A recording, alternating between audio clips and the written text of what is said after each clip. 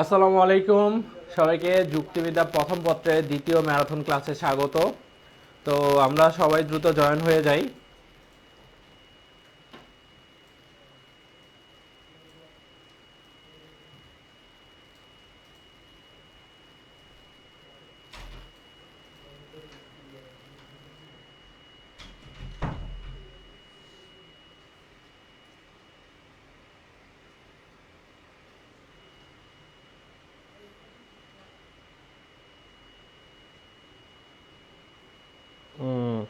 আদাব।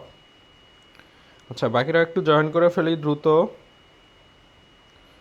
যদিও আজকে বৃষ্টি অনেক বেশি। তো আমাদের ওইদিকের কি খবর?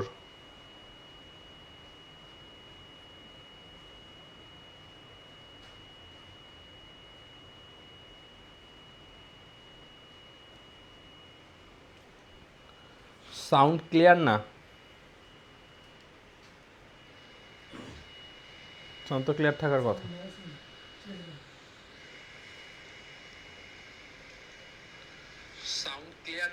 না, সাউন্ড ক্লিয়ার আছে, সাউন্ড তো ক্লিয়ার, সাউন্ড ক্লিয়ার আছে। ওকে, বাকিরা এসিটা দিয়ে দিও, এসিটা দিও এই যে এখানে। ওকে, আচ্ছা শোনো, বৃষ্টি আসতেছে আমিও জানি। তো ওভারঅল আমরা হচ্ছে এখন দুইটা অধ্যায় পড়বো আজকে।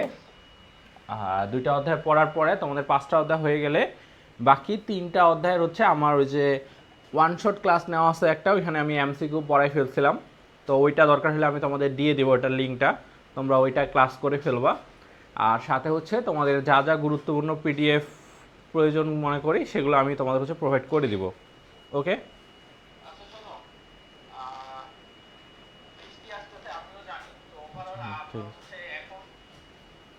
ওকে।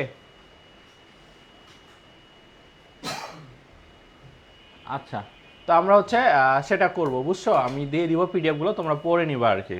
ওকে, আচ্ছা। তো আমাদের ফার্স্টে হচ্ছে যে অধ্যায়টা সেটা হচ্ছে যে চতুর্থ অধ্যায়। আমরা হচ্ছে এই অধ্যায় থেকে তোমাদের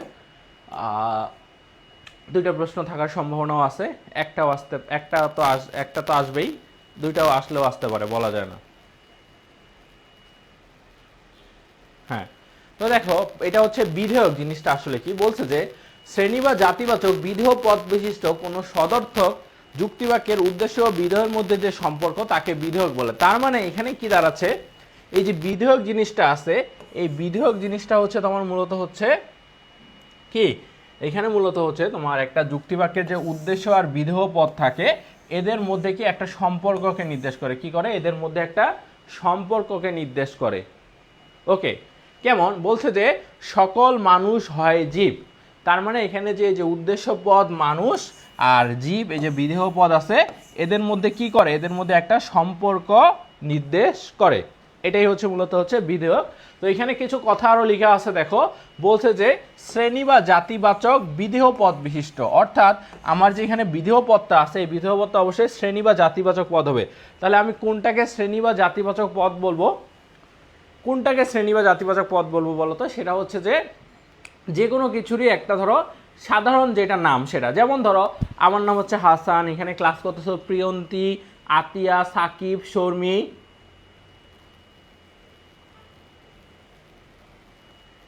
তারপর হচ্ছে পিয়া, তারপর হচ্ছে তাসফি, তারপর হচ্ছে ফাহিমা, তারপর হচ্ছে মারিয়া, মানে যারাই ক্লাস করতেছো, সৌরভ, আয়শা। তো এদেরকে আমাদের এগুলো কি সবারই এক একটা নাম। তো আমাদের আসলে সাধারণ নামটা কি? সাধারণ নামটা হচ্ছে তোমার কি? মানুষ। তারপর এই যে টিয়া, ময়না, শালিক, এগুলোর সাধারণ নাম কি? পাখি ধরো। তারপর হচ্ছে তোমার আম, জাম, কাঁঠাল, লিচু, এগুলোর সাধারণ নাম কি? ফল। তো এইটা হচ্ছে তোমার কি, এটা হচ্ছে মূলত হচ্ছে একটা শ্রেণী বা জাতিকে বোঝায়। ওরকম তো বলতেছে মনে হয়। হ্যাঁ, ঘ্যার ঘ্যার ঘ্যার ঘ্যার শব্দ করতেছে।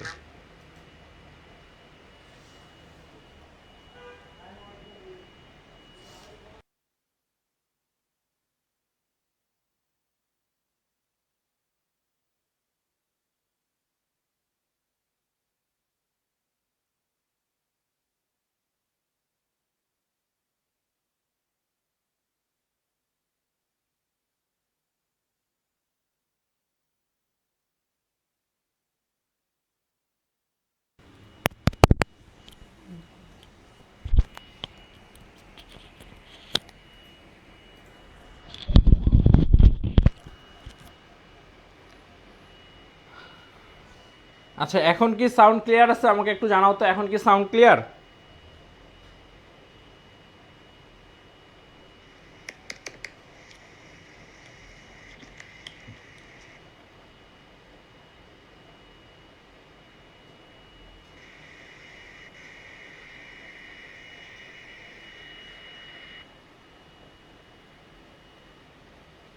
এখন সাউন্ড ক্লিয়ার?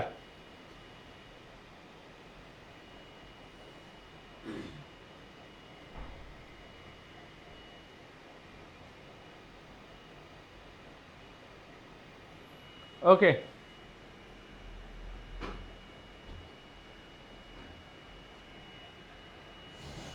তাহলে দেখো কি বলছে যে তাহলে আমার যে এটা হচ্ছে শ্রেণী বা জাতি, আশা করি আমরা বুঝতে পারছি।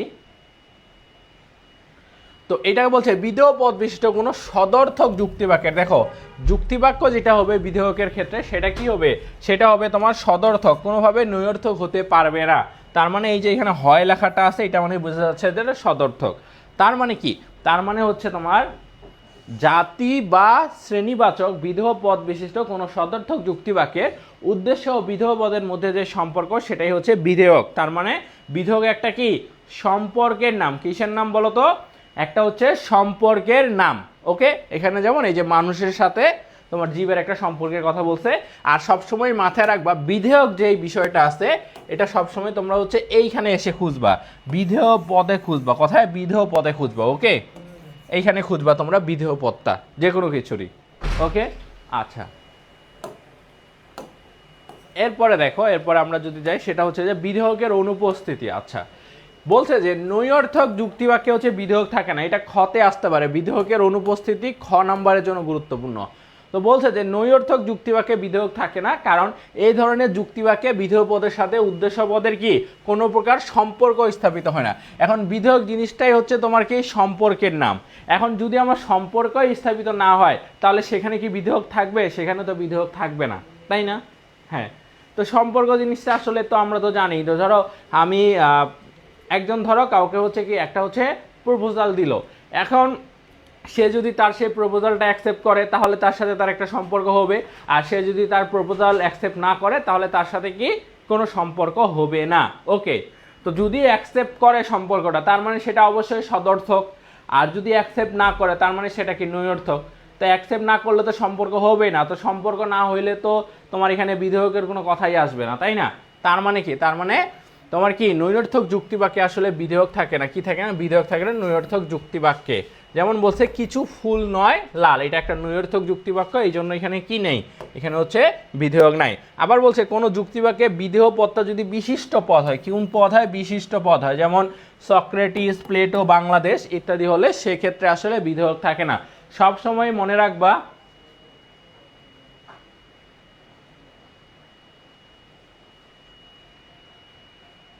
সবসময় হচ্ছে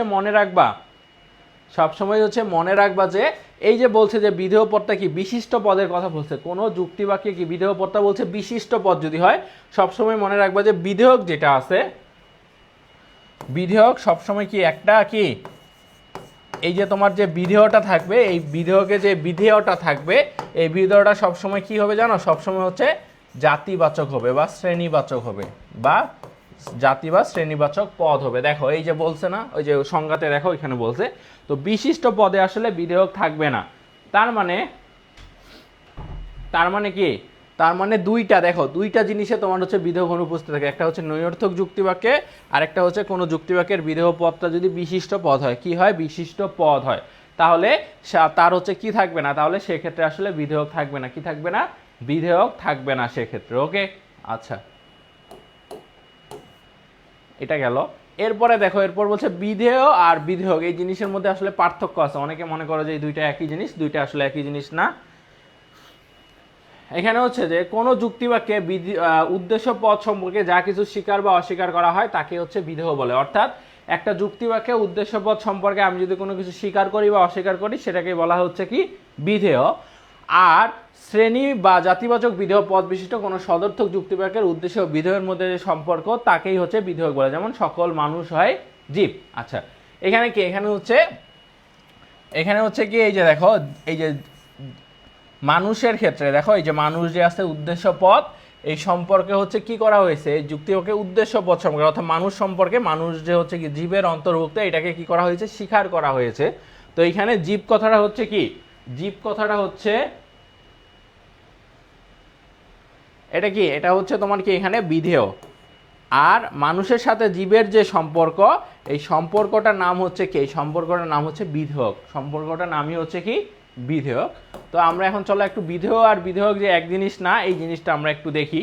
যে দেখো এখানে কি বলছে, বলছে যে বিধেয় আছে এটা একটা পদের নাম, অন্যদিকে বিধেয়ক হচ্ছে একটা সম্পর্কের নাম। তারপর হচ্ছে কোনো যুক্তিবাক্যে বিধেয় মূর্ত থাকে, কি থাকে, মূর্ত থাকে। তো মূর্ত থাকে বিষয়টা আসলে কেমন, আর বিধেয়ক থাকে বিমূর্ত। এখন মূর্ত আর বিমূর্ত জিনিসটা একটু বুঝাইতে হবে। মূর্ত মানে কি জানো, মূর্ত মানে হচ্ছে প্রকাশিত, মূর্ত মানে হচ্ছে মূলত প্রকাশিত, অর্থাৎ যেটা তুমি হচ্ছে সরাসরি যেটা ধরো দেখা যায়। আর বিমূর্ত মানে হচ্ছে অপ্রকাশিত, কি, অপ্রকাশিত। কেমন দেখো, যেমন আমি যে বলতেছি যে সকল মানুষ হয় জীব,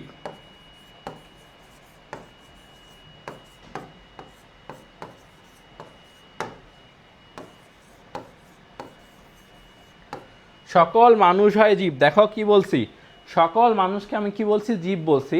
এখন এইখানে দেখো জীব, এটা আমার বিধেয় পদ, এটা আমার দেখা যাচ্ছে একেবারে, এটা তার মানে এটা হচ্ছে মূর্ত। কিন্তু এইখানে যে বিধেয়ক আছে, যে মানুষের সাথে জীবের যে সম্পর্ক, এইখানে কি বিধেয়কটা কি একদম কি সরাসরি দেখা যাচ্ছে, বিধেয়কটা কি একদম সরাসরি দেখা যাচ্ছে, আমাকে বলো। না, সরাসরি এখানে দেখা যাচ্ছে না এই সম্পর্কটা। তার মানে কি, তার মানে এটা হচ্ছে বিমূর্ত। এটা কি, এটা হচ্ছে তোমার বিমূর্ত। ওকে, এটা হচ্ছে তোমার বিমূর্ত। আবার বলছে সদর্থক নৈয়থক উভয় ধরনের যুক্তিবাক্যে বিধেয় থাকে, অন্যদিকে বিধেয়ক থাকে শুধু সদর্থক যুক্তিবাক্যে। ওকে, আচ্ছা এটা গেল। এরপর বলছে যে কোনো বিশিষ্ট পদকে যুক্তিবাক্যের বিধেয় হিসাবে অবস্থান দেওয়া যেতে পারে, অন্যদিকে কোনো যুক্তিবাক্যের বিধেয় পদ যদি বিশিষ্ট পদ হয় তাহলে সে যুক্তিবাক্যের আসলে বিধেয়ক থাকে না, এটা আরেকটা। তারপর হচ্ছে তোমার বিধেয়ের কোনো সুনির্দিষ্ট শ্রেণীবিভাগ নেই, অন্যদিকে বিধেয়কের শ্রেণীবিভাগ রয়েছে। বিধেয়ক হচ্ছে 5 প্রকার: জাতি, উপজাতি, বিভেদক লক্ষণ, উপলক্ষণ, অবান্তর লক্ষণ। তারপর বিধেয়ক ছাড়া বিধেয় থাকতে পারে, থাকতেই পারে, সম্পর্ক তো নাই। যেমন তোমার কোনটার মধ্যে বলো তো, যেমন আমি যদি বলি কিছু মানুষ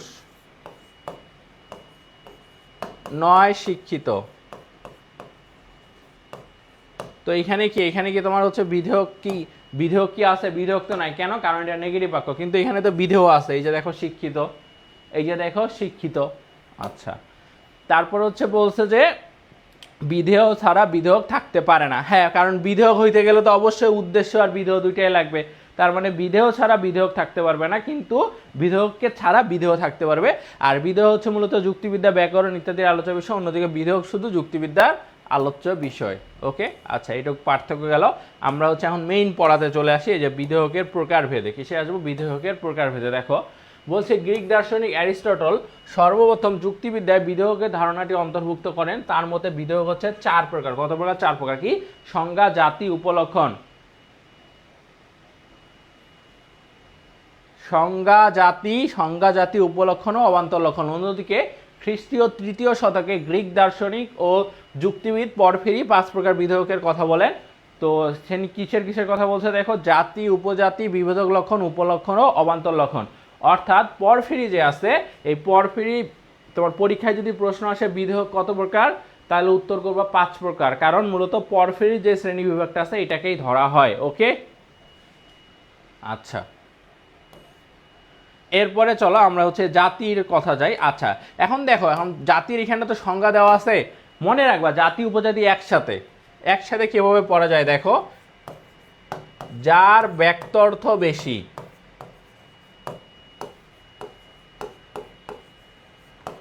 সেটা হচ্ছে জাতি,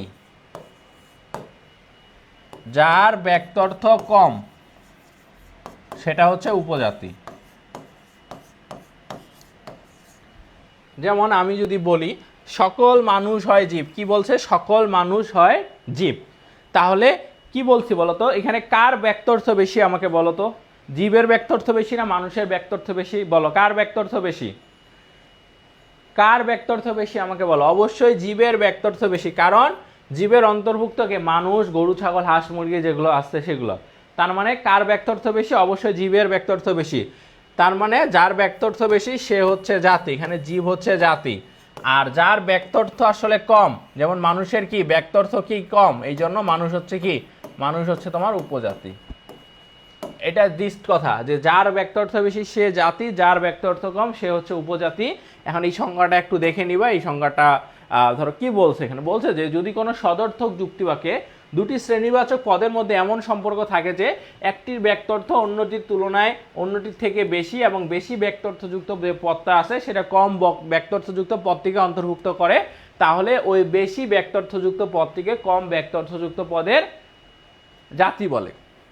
কি বলছে দেখো, বলছে যে যদি কোনো সদর্থক যুক্তিবাক্যে, যেমন এখানে দেখো মানুষ হয়, সকল মানুষ হয় জীব, এটা একটা সদর্থক যুক্তিবাক্য, দুটি শ্রেণীবাচক পদের মধ্যে, এখানে মানুষ হচ্ছে একটা শ্রেণীবাচক পদ, জীব হচ্ছে একটা শ্রেণীবাচক পদ, এমন সম্পর্ক থাকে যে একটার ব্যক্তর্থ কি, একটির ব্যক্তর্থ অন্যটির কি ব্যক্তর্থ থেকে হচ্ছে কি বেশি। অর্থাৎ এখানে কার, দুইটার মধ্যে কার ব্যক্তর্থ বেশি? অবশ্যই জীবের ব্যক্তর্থ বেশি, এবং বেশি ব্যক্তর্থযুক্ত পদটা অর্থাৎ জীব যে আছে কম ব্যক্তর্থযুক্ত পদটিকে কি করে, অন্তর্ভুক্ত করে। অর্থাৎ জীবের অন্তর্ভুক্ত কে? মানুষ না? মানুষ কি জীবের অন্তর্ভুক্ত না?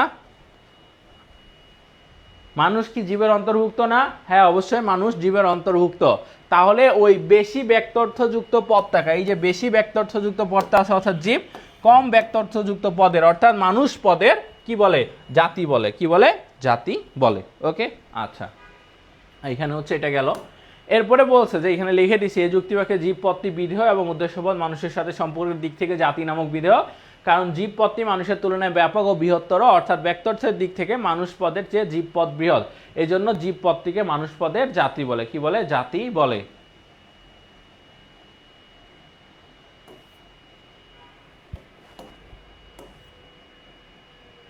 এবার কি বলছে দেখো, উপজাতি সেম জিনিসই, জাস্ট শুধু ওইটার কথা বলছে, এটা দেখলেই তোমরা হচ্ছে বুঝতে পারবা উপজাতি এর ব্যক্তর্থ কম। ওকে, আচ্ছা আচ্ছা, এবার আছে তোমার হচ্ছে কি বিভেদক লক্ষণ। এবার এটার নাম কি? এটার নাম দেখো বিভেদক লক্ষণ। জিনিসটা আসলে কি এটা একটু দেখি। বলছে যে যে গুণ বা গুণাবলী, দেখো এখানে যখনই গুণ বা গুণাবলীর কথা চলে আসবে মাথায় রাখবা সেটা তোমার জাত্যার্থকে নির্দেশ করে। কাকে? জাত্যার্থকে নির্দেশ করে। যখনই গুণ বা গুণাবলী চলে আসে, যখনই কি চলে আসে, যখনই তোমার গুণ বা গুণাবলী চলে আসে, যখনই গুণ বা গুণাবলী কথাটা আসবে তখনই সেটা জাত্যার্থকে নির্দেশ করবে। কোনো জাতির অন্তর্গত অন্যান্য উপজাতি থেকে একটি বিশেষ উপজাতিকে আলাদা করে সেই গুণ বা গুণাবলীকে বিভেদক লক্ষণ বলে। অর্থাৎ এখানে কি বলছে দেখো, বলছে যে যে গুণ বা গুণাবলীটা কি করে, একটা জাতির অন্তর্গত তো অনেকগুলো উপজাতি থাকে তাই না, সেই উপজাতিগুলোর মধ্যে একটা বিশেষ উপজাতিকে কি করে তার অন্যান্য সমজাতীয় উপজাতিগুলো থেকে পৃথক করে, সেটার নাম হচ্ছে বিভেদক লক্ষণ। যেমন আমরা যদি লক্ষ্য করি যে একটা জাতি নিই, ধরো জীবকে নিলাম, কাকে নিলাম? ধরো জীবকে নিলাম, জীব জাতিকে নিলাম। এই জীবের অন্তর্গত এর উপজাতিগুলো কি কি বলতো? জীবের অন্তর্গত উপজাতিগুলো হচ্ছে কে? মানুষ, গরু, ছাগল,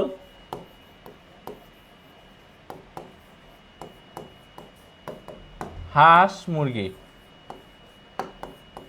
তাই না? এগুলো আরো আছে অনেক কিছু। তো এখন বলছে কি দেখো, জাতির অন্তর্গত অন্যান্য উপজাতি আমি পেয়ে গেছি, এই যে এগুলো থেকে একটি বিশেষ উপজাতিকে আলাদা করবে। এবার একটা বিশেষ উপজাতিকে আলাদা করবে, ধরো মানুষকে আলাদা করবে। কি করবে? মানুষকে আলাদা করবে। মানুষ থেকে আমি গরু, ছাগল, হাঁস, মুরগি, তার যে সমজাতীয় অন্যান্য উপজাতি আছে সেগুলো থেকে আমি মানুষকে আলাদা করে ফেলবো। সেই গুণ বা গুণাবলীকে, গুণ বা গুণাবলী মানে কি বলছে ভাইয়া? জাত্যার্থ বলছে। কি বলছে? জাত্যার্থ বলছে। তার মানে মানুষের জাত্যার্থ কি বলতো? মানুষের জাত্যার্থ হচ্ছে তোমার জীববৃত্তি, আরেকটা হচ্ছে বুদ্ধিবৃত্তি। ওকে, আর এই যে তোমার গরু, ছাগল, হাঁস, মুরগি আছে এদের জাত্যার্থ কি বলতো? এই যে জাত্যার্থ শুধু জীববৃত্তি, এদের কি বুদ্ধিবৃত্তি আছে? এদের বুদ্ধিবৃত্তি নাই। তাহলে কোন গুণটা আমার এখানে পৃথক করলো বলতো? এই যে দেখো এখানে জীববৃত্তি, এখানেও জীববৃত্তি, এটা কমন গেল, কিন্তু এই যে দেখো মানুষের বুদ্ধিবৃত্তি আছে কিন্তু গরু ছাগল হাঁস মুরগির কি নাই? বুদ্ধিবৃত্তি নাই। তার মানে কি? তার মানে এই যে গুণটা পৃথক করে ফেললো সেটাকেই কি বলে? সেটাকেই বলে হচ্ছে তোমার বিভেদক লক্ষণ। অর্থাৎ মানুষ পদের বিভেদক লক্ষণ হলো বুদ্ধিবৃত্তি। কি হবে? বুদ্ধিবৃত্তি, মানুষ পদের বিভেদক লক্ষণ। ওকে, আচ্ছা আমি তো কনসেপ্টটা ক্লিয়ার করে দিলাম। এখন এখানে লেখা আছে যে জীবকে জাতি হিসেবে গণনা করলে তার অন্তর্ভুক্ত সমজাতীয় উপজাতিগুলো হবে মানুষ, গরু, ছাগল, মুরগি, ভেড়া ইত্যাদি। এখন মানুষের জাত্যার্থ হচ্ছে জীববৃত্তি আর বুদ্ধিবৃত্তি, অন্যদিকে গরু, ছাগল, মুরগি, ভেড়া ইত্যাদি জাত্যার্থ হলো জীববৃত্তি। এই বুদ্ধিবৃত্তি গুণের কারণে মানুষ তার সমজাতীয় অন্যান্য উপজাতি থেকে পৃথক। এই জন্যই বুদ্ধিবৃত্তি গুণকে মানুষ পদের বিভেদক লক্ষণ বলে। এটাকে হচ্ছে তোমার কি বলে? বিভেদক লক্ষণ বলে। তো এটা বিভেদক লক্ষণ গেল। এবার হচ্ছে চলো তোমার হচ্ছে উপলক্ষণের দিকে যাই। কথায় যাব আমরা? উপলক্ষণের দিকে যাব। ওকে, তাহলে উপলক্ষণের দিকে গেলে কি বলছে দেখো, বলছে যে গুণ, গুণ মানেই কি বলতো? গুণ মানেই ভাইয়া বলছে জাত্যার্থের বিষয় চলে আসবে। গুণ মানে যে গুণ কোনো একটা পদের জাত্যার্থের অংশ নয়, সে কি হবে না? জাত্যার্থের অংশ হবে না, কিন্তু জাত্যার্থ থেকে অনিবার্যভাবে নিঃসৃত হবে। কি? জাত্যার্থের অংশ হবে না, জাত্যার্থের অংশ হবে না, তবে কি? জাত্যার্থের অংশ হবে না, তবে জাত্যার্থ থেকে অনিবার্যভাবে কি হয়? অনিবার্যভাবে নিঃসৃত হয়। অনিবার্যভাবে কি হয়? নিঃসৃত হয়। তাকেই হচ্ছে কি বলা হয়? উপলক্ষণ বলে। যেমন এখানে বলছে সকল মানুষ হয় চিন্তাশীল প্রাণী। আচ্ছা, এখন আমি সবসময় বিধেয় খুঁজবো কোথায়? বিধেয় খুঁজবো এই যে এই জায়গাটাতে, তাই না? আচ্ছা, এখন দেখো, এখন বলছে যে গুণটা, আচ্ছা মানলাম যে কোনো একটা পদের জাত্যার্থের অংশ নয়। এখন আমি পদটা কোনটা এখানে দেখি। পদ হচ্ছে এখানে মূলত মানুষ। তো আমার এখানে মূলত কি মানুষের জাত্যার্থ কি সেটা আমাকে বের করতে হবে। মানুষের জাত্যার্থ কি বলতো?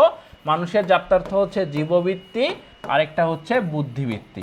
তো এইখানে কি তোমার বিধেয় পদে কি জীববৃত্তি বা বুদ্ধিবৃত্তি কোনোটা উল্লেখ আছে? নাই। তার মানে এটুক ঠিক আছে, কিন্তু বলছে যে জাত্যার্থ থেকে অনিবার্যভাবে নিঃসৃত হয়। জাত্যার্থের অংশ না, কিন্তু জাত্যার্থ থেকে অনিবার্যভাবে নিঃসৃত হবে। তাহলে বিষয়টা কেমন? সেটা হচ্ছে যে কোনো একটা, ধরো মানুষের যেহেতু জাত্যার্থ জীববৃত্তি বা বুদ্ধিবৃত্তি, যে কোনো একটা থেকে হচ্ছে তোমার এখানে যেটা থাকবে সেটা নিঃসৃত হবে। তো এখন দেখো চিন্তাশীল প্রাণী বলছে, তো আমরা যে চিন্তা করতে পারি, আমরা আসলে কোন গুণটার কারণে চিন্তা করতে পারি বলতো? অবশ্যই আমাদের মধ্যে বুদ্ধিবৃত্তি নামক গুণটা আছে বলেই কিন্তু আমরা চিন্তা করতে পারি।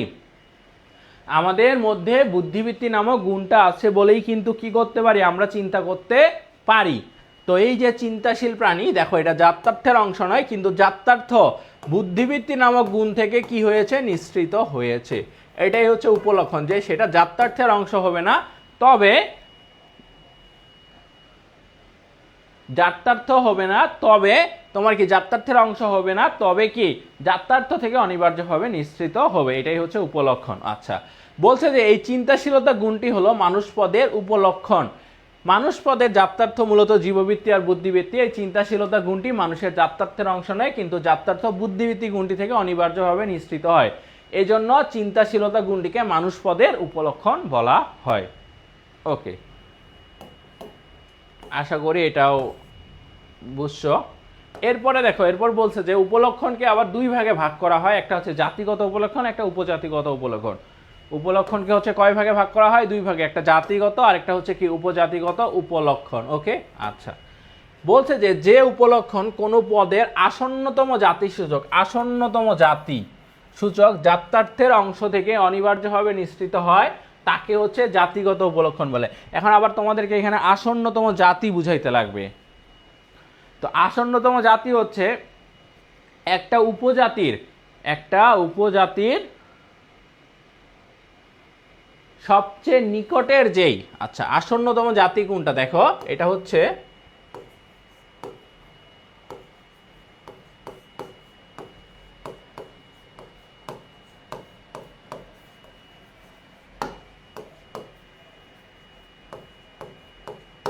সবচেয়ে নিকটের জাতি। যেমন আমি যদি হচ্ছে জাতি উপজাতি আকারে যদি ভাগ করি, তাহলে আমি তোমাদের বুঝাচ্ছি। দেখো সেটা হচ্ছে যে এই যে ধরো আমি জীবকে ভাগ করলাম, জীবকে ভাগ করলে আমি কি কি পাবো বলো তো? মানুষ পাবো, আর পাবো পশু, তাই না? আবার মানুষকে যদি আমি ভাগ করি তাহলে কি পাবো? ধরো সৎ মানুষ, আরেকটা হচ্ছে ধরো অসৎ মানুষ। এখন দেখো, এখন এখন জীব কি বলতো? জীব হচ্ছে আমার এখানে জাতি কার তুলনায়? এই যে মানুষের তুলনায়, মানুষ হচ্ছে উপজাতি। আবার আমি যদি মানুষ আর সতের কথা চিন্তা করি তাহলে মানুষ হচ্ছে কি? মানুষ হচ্ছে তোমার জাতি, সৎ মানুষ হচ্ছে কি? সৎ মানুষ হচ্ছে উপজাতি।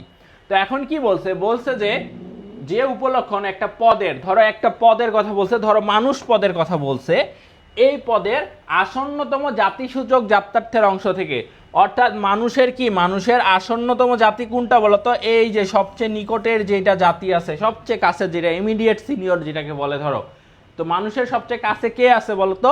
জাতি হিসেবে জীব আছে। তার মানে এটা হচ্ছে মানুষের কি? মানুষের হচ্ছে আসন্নতম জাতি। এই এর হচ্ছে জাত্যার্থের অংশ থেকে অনিবার্যভাবে নিঃসৃত হবে। তাহলে কি? জীবের জাত্যার্থ থেকে নিঃসৃত হবে। জীবের জাত্যার্থ কি? জীবের জাত্যার্থ হচ্ছে তোমার জীববৃত্তি। জীবের জাত্যার্থ কি? জীবের জাত্যার্থ হচ্ছে তোমার জীববৃত্তি। এইটা থেকে অনিবার্যভাবে নিঃসৃত হবে। তাকে কি বলে? তাকে হচ্ছে জাতিগত উপলক্ষণ বলে। এখন জীববৃত্তির অন্তর্ভুক্ত কারা বলতো? আমি তোমাদের বলছি না এই যে ক্ষুধা, তৃষ্ণা, নিদ্রা, মরণশীলতা, এগুলো সবই জীববৃত্তির অন্তর্ভুক্ত। ওকে, এই যে এইটাই লেখা আছে যে দেখো, ক্ষুধা, তৃষ্ণা, নিদ্রা, মরণশীলতা ইত্যাদি হলো মানুষ শ্রেণীর জাতিগত উপলক্ষণ। কেন? কারণ মানুষ শ্রেণীর আসন্নতম জাতি হচ্ছে জীব, আর জীবের জাত্যার্থ হলো জীববৃত্তি। আর এই যে ক্ষুধা, তৃষ্ণা, নিদ্রা, মরণশীলতা এটা জীববৃত্তি থেকে নিঃসৃত হয়, এই জন্য এগুলোকে বলা হয় জাতিগত উপলক্ষণ। কি বলা হয়? জাতিগত উপলক্ষণ বলা হয়। ওকে, এগুলোকে কি বলা হয়? জাতিগত উপলক্ষণ বলা হয়। আচ্ছা, আর উপজাতিগত উপলক্ষণ হচ্ছে দেখো, যে উপলক্ষণটা আসলে কোনো পদের বিভেদক লক্ষণ নামক জাত্যার্থের অংশ থেকে অনিবার্যভাবে নিঃসৃত হয়। তার মানে এটা কথায় থেকে একটা পদের বিভেদক লক্ষণ থেকে নিঃসৃত হয়। যেমন আমি যদি বলি কি, আমি যদি হচ্ছে বলি যে একটা পদ বলতে মানুষের কথা বলি, তো মানুষের বিভেদক লক্ষণ কি বলতো? মানুষের বিভেদক লক্ষণ হচ্ছে বুদ্ধিবৃত্তি। কিসের? বুদ্ধিবৃত্তি। তো এই বুদ্ধিবৃত্তি নামক গুণটা থেকে কি হবে? নিঃসৃত হবে। যেমন কি? যেমন এই যে চিন্তা করা, এই যে যুক্তি প্রদানের ক্ষমতা, এই যে কাব্য রচনার যোগ্যতা, এগুলো যে আছে, এগুলো কিসের মাধ্যমে করতে পারো তুমি? অবশ্যই তোমার বুদ্ধিবৃত্তি নামক যে গুণটা আছে সেটার মাধ্যমে তুমি এই জিনিসগুলো করতে পারো। তো এইগুলোই হচ্ছে মূলত কি? উপজাতিগত উপলক্ষণ, হলো মানুষ শ্রেণীর উপজাতিগত উপলক্ষণ। কারণ এগুলো মানুষ পদের বিভেদক লক্ষণ বুদ্ধিবৃত্তি থেকে অনিবার্যভাবে নিঃসৃত হয়। মানুষের বুদ্ধিবৃত্তি আছে বলেই মানুষ চিন্তা করতে পারে, যুক্তি প্রদানের ক্ষমতা সংরক্ষণ করে, কাব্য রচনার যোগ্যতা রাখে। ওকে, আচ্ছা, তাহলে এটা গেল। এরপরে আসছে এখানে অবান্তর লক্ষণ। এইখানে কি? অবান্তর লক্ষণ। তো অবান্তর লক্ষণটা কি? দেখো, অবান্তর লক্ষণটা হচ্ছে যে গুণ বা গুণাবলী, যে গুণ বা গুণাবলী তোমার কি কোনো পদের, একটা পদের হচ্ছে কি হবে বলো? জাত্যার্থ বা জাত্যার্থের অংশ হবে না, আবার জাত্যার্থ থেকে অনিবার্যভাবে কি হবে না? নিঃসৃতও হবে না। তো উপলক্ষণে কি দেখছি? জাত্যার্থের অংশ না, কিন্তু জাত্যার্থের অংশ না। কার অংশ নয় বলো? জাত্যার্থের অংশ নয়, কিন্তু জাত্যার্থ থেকেই তোমার হচ্ছে কি আবার অনিবার্যভাবে নিঃসৃতও হবে না। উপলক্ষণে কিন্তু জাত্যার্থের অংশ ছিল না, বাট জাত্যার্থ থেকে নিঃসৃত হয়েছিল। আর অবান্তর লক্ষণে সেটা জাত্যার্থ থেকেও, জাত্যার্থেরও অংশ হবে না, আবার জাত্যার্থ থেকেও নিঃসৃত হবে না। যেমন বলছে যে সকল মানুষ হয় শান্তিপ্রিয়। কি বলছে? শান্তিপ্রিয়। তাহলে এখানে মানুষ পদ বলছে। আচ্ছা, ঠিক আছে। তো মানুষ পদের জাত্যার্থ আমরা জানি জীববৃত্তি, বুদ্ধিবৃত্তি। এখানে কি জীববৃত্তি বা বুদ্ধিবৃত্তি কথাটা উল্লেখ আছে? নাই। তার মানে প্রথমটা বাদ, এইটুকু গেল। এখন বলছে যে জাত্যার্থ থেকেও নিঃসৃত হবে না। তাহলে তোমরা আমাকে বলো, এই যে শান্তিপ্রিয় আছে, এটা কি জীববৃত্তি বা বুদ্ধিবৃত্তি কোনোটা থেকে নিঃসৃত হয়? কোনোটা থেকে নিঃসৃত হয় না। এই জন্য কি? এই জন্য এটা হচ্ছে অবান্তর লক্ষণ। বলছে যে এই যুক্তিবাক্যে শান্তিপ্রিয় গুণটি হলো অবান্তর লক্ষণ, মানুষ পদের জাত্যার্থ হলো জীববৃত্তি আর বুদ্ধিবৃত্তি। এই শান্তিপ্রিয় গুণটি জীববৃত্তি ও বুদ্ধিবৃত্তি কোনোটিরই অংশ নয়, আবার জীববৃত্তি ও বুদ্ধিবৃত্তি কোনোটি থেকে নিঃসৃতও হয় না। ওকে, এই জন্য শান্তিপ্রিয় গুণটি হলো অবান্তর লক্ষণ। শান্তিপ্রিয় গুণটা হচ্ছে কি তোমার? অবান্তর লক্ষণ। ওকে, আচ্ছা আচ্ছা, এবার বলছে অবান্তর লক্ষণের শ্রেণী বিভাগ। তো শ্রেণীগত ও ব্যক্তিগত বিষয়ের উপর ভিত্তি করে অবান্তর যে লক্ষণ আছে, অবান্তর লক্ষণকে মোট 4 ভাগে ভাগ করা যায়। কয় ভাগে? 4 ভাগে ভাগ করা যায়। 4টা আছে। একটা হচ্ছে শ্রেণীগত অবিচ্ছেদ্য অবান্তর লক্ষণ, শ্রেণীগত বিচ্ছেদ্য অবান্তর লক্ষণ, আর একটা হচ্ছে ব্যক্তিগত অবিচ্ছেদ্য অবান্তর লক্ষণ, ব্যক্তিগত বিচ্ছেদ্য অবান্তর লক্ষণ। ওকে, আচ্ছা। এবার শ্রেণীগত অবিচ্ছেদ্য অবান্তর লক্ষণ কোনটা দেখো, বলছে যে অবান্তর লক্ষণ, মাথায় রাখবা অবান্তর লক্ষণ বের করার একটা ট্রিক্স আছে, সেটা একটা শ্রেণীকে নির্দেশ করতেছে না ব্যক্তিকে নির্দেশ করছে। এইটা যদি তুমি খেয়াল রাখতে পারো, এইটা যদি তুমি হচ্ছে খেয়াল রাখতে পারো কোনটা শ্রেণী আর কোনটা ব্যক্তি, তাহলে তোমার অলরেডি এমসিকিউতে 2টা অপশন কমে যাচ্ছে। একটা হয় বিচ্ছেদ্য হবে, না হলে অবিচ্ছেদ্য হবে, এটা তোমাকে বের করতে হবে। তো আমরা একটু দেখি। বলছে যে অবান্তর লক্ষণ কোনো শ্রেণীর ক্ষেত্রে সব সময় উপস্থিত থাকে তাকে শ্রেণীগত অবিচ্ছেদ্য অবান্তর লক্ষণ বলে।